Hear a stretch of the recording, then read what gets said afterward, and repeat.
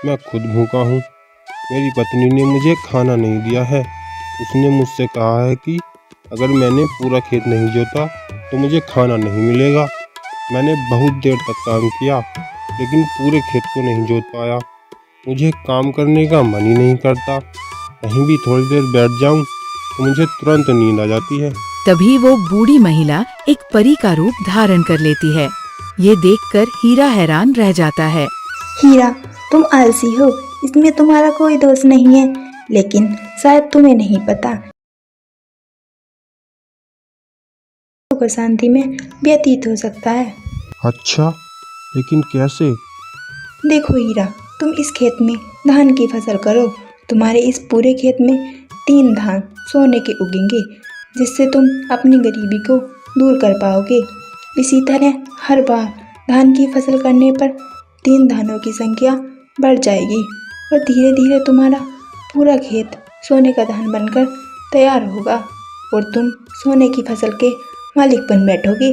ऐसी बातें सुनकर हीरा अपनी खुशहाली के दिनों में डूब जाता है और सोचने लगता है कि फिर मुझे काम करने की भी जरूरत नहीं पड़ेगी और जब चाहूंगा तब सो सकता हूँ और अपनी नींद पूरी कर सकता हूँ।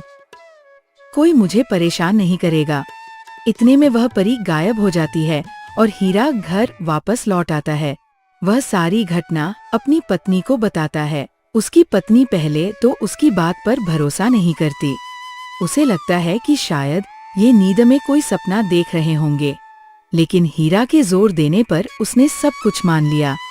हीरा की पत्नी ने हीरा से कहा, तो फिर चलो अभी हम दोनों मिलकर खेत को जोत कर आते हैं और इसमें धान की फसल को भी बो आते हैं।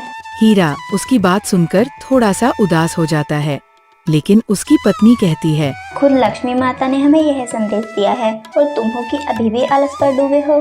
पत्नी के जोर देने पर हीरा को खेत पर जाना पड़ा। दोनों ने मिलकर रात भर खेत जोता और सुबह तक उन्होंने धान की फसल को भी बो दिया। कुछ दिनों बाद हीरा के खेत में धान की फसल उगी। फसल के कारण खेत का रंग सोने की तरह लग रहा था। उसे देखकर हीरा की पत्नी ने कहा, सुनो जी, तुम्हें ऐसा नहीं लगता कि इसमें कोई एक धान नहीं बल्कि पूरे के पूरे धान सोने के हैं? देखो तो खेत कितना प्यारा लग रहा है। हाँ भाग्यवान, लेकिन परी ने तो हमें बताया था कि इस पूरी फसल में केवल 3 धान सोने के होंगे, बाकी धान तो सिर्फ साधारण रहेंगे। सुनो भाग्यवान, आप चलो मिलकर उन 3 धानों को ढूंढते हैं। पागल हो क्या? अगर हम इस तरह से खेत में उन सोने के धानों को ढूंढेंगे तो हर कोई हमें शक की नज़रों से देखेगा और फिर हमें अपने सोने के धान पाने में मुश्किल भी हो सकती है। एक काम करते हैं, हम इस पूरे धान की फसल को काट लेते हैं और धान निकाल लेते हैं। उसके बाद हम उन धानों में उन सोने के धानों को भी ढूंढ लेंगे।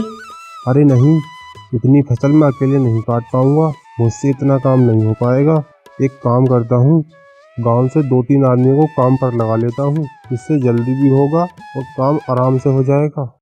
हीरा की पत्नी गुस्सा होते हुए बोली, अगर हम दूसरों से धान कटवाएंगे तो क्या पता वह सोने के धान वही लोग चुरा लें। नहीं, हम ऐसा नहीं कर सकते। हम दोनों मिलकर ही इस पूरे धान की फसल को काटेंगे।